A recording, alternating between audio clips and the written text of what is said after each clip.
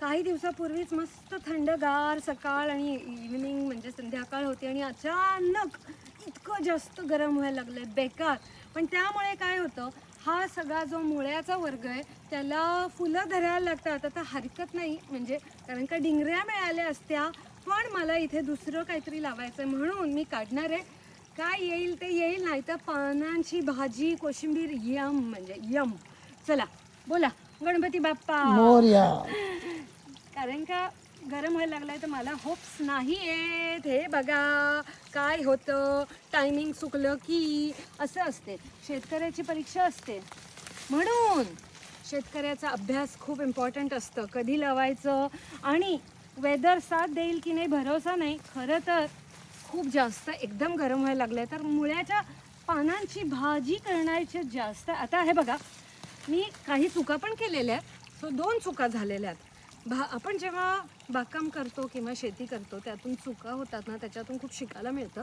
आणि हे करताना मला चुका करतानाही मला माहीत होतं चुका होणार आहे. पण मी काय सांगते, एक्सक्यूज बघा माझं, की मला पानच हवी होती हो, मला मुळा नको होता. पण खरं तर पहिली चूक.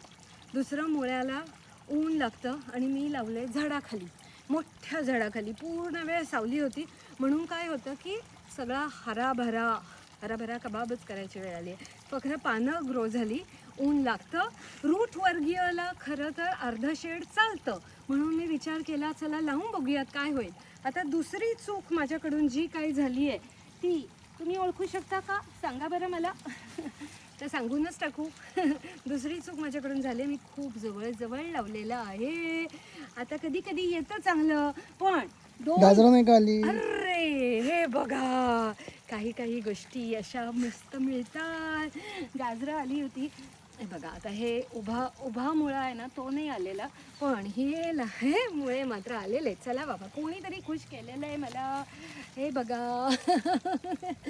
थोडंफार काहीतरी वर्क झालंय, काही वर्क झालंय, काही वर्क नाही झालेलं आहे.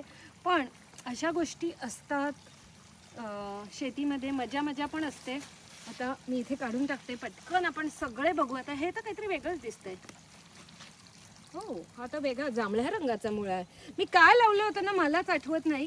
आता हे उगाच गवत आलेलं आहे. इकडचं बघू काय आहे, अजून काय तेच काय जे लावलंय. असलेलं ते दे ना, बकरांना देऊ खायला. अरे देवा, मी भाजी करणार होते. बरं देऊ बघ. एवढी पानांची भाजी नाही, कधी? एकदम सगळं देऊ नको कारण का माहीत नाही खातील की नाही.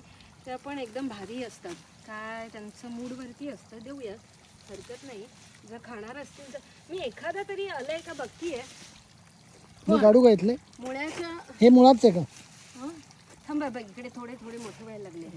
जरा थांबा कॅमेरामॅन. हे बघा, इथे ऊन होतं ना. हां, इथे ऊन होतं बरोबर. कॅमेरामॅन पण हुशार व्हायला लागलेला आहे. सो इकडे जर ह्या साईडला अर्ध्या दिवसाचं ऊन येतं आणि हे मिनी आहेत बरं का.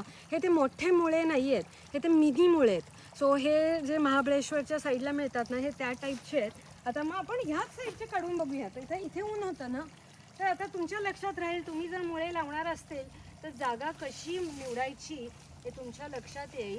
हे बघा, अजून काही दिवसांनी झालं असतं, पण आता खूप ऊन व्हायला लागलंय त्यामुळे चान्सेस अवघड आहेत. आणि अशा रीतीने मी पटापटा काढून घेते. एखादा मिळाला मोठा तर आपण परत व्हिडिओ करू. घे तू काढायला.